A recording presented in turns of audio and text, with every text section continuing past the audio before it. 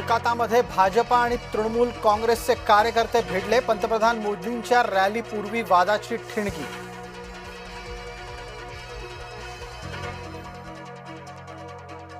Gas तुटवड्याबद्दल Congress लोकांमध्ये भीती निर्माण करतेय, मुख्यमंत्री देवेंद्र फडणवीस यांचा आरोप।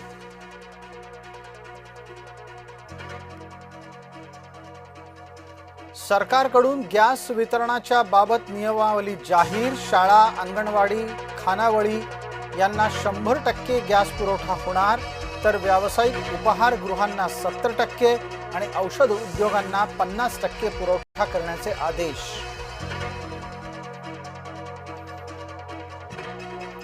संयुक्त अरब अमिरातीच्या फुजायरा इथल्या तेल साठ्यांवर इराणचे ड्रोन हल्ले। फुजायरामधील तेल साठे जगातील सर्वात मोठ्या तेल साठ्यांपैकी एक।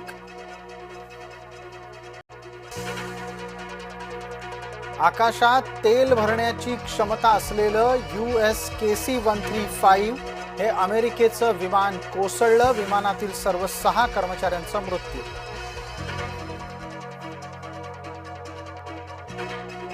युद्धामध्ये लेबनॉन इथल्या अनेक मुलांचा मृत्यू। 100 पेक्षा जास्त लेबनीज मुलांनी गमावले प्राण।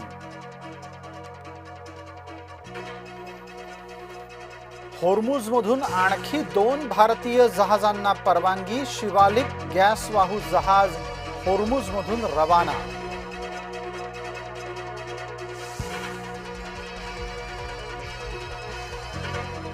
ओमानवरील इराणच्या हल्ल्यात 2 भारतीयांचा मृत्यू। 10 भारतीय नागरिकांच्या सह 11 जण जखमी।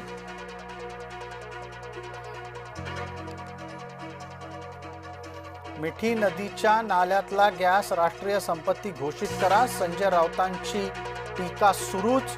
तुमची सकाळची गटारगंगा राष्ट्रीय आपत्ती घोषित करायला हवी, नवनाथ बन यांचं उत्तर।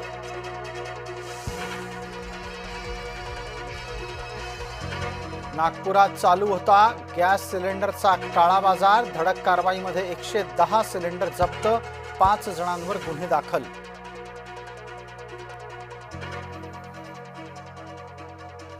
भंडारा जिल्ह्यामध्ये उपहारगृह आणि खानावळींवर धाडी। घरगुती गॅस सिलेंडरचा अवैध वापर झाला उघड।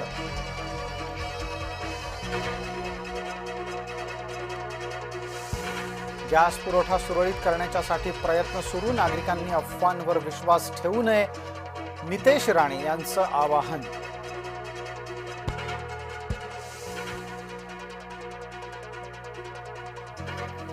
वैभव नाईक आंदोलन करत पोहोचले कुडाळच्या तहसील कार्यालयामध्ये।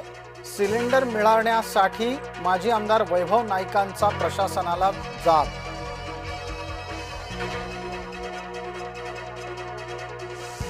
इंडिगोचा विमान प्रवास महागला। इंडिगोच्या तिकिटांवर आता सरसकट इंधन अधिभार।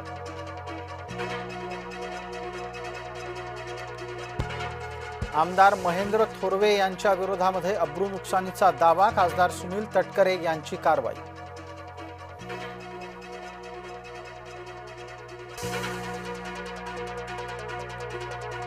राजकारणामध्ये पुष्पा स्टाईलची गरज नाही, आम्ही जन्मापासूनच झुकत नाही, उद्योग मंत्री उदय सामंत यांचं वक्तव्य।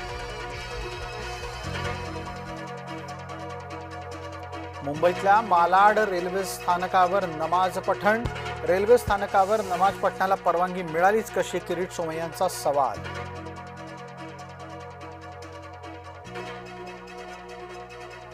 मुंबई महानगरपालिकेच्या ठेवींमध्ये 13,000 कोटींची घट। पैसा विविध विकास कामांना वापरल्याची सरकारची माहिती।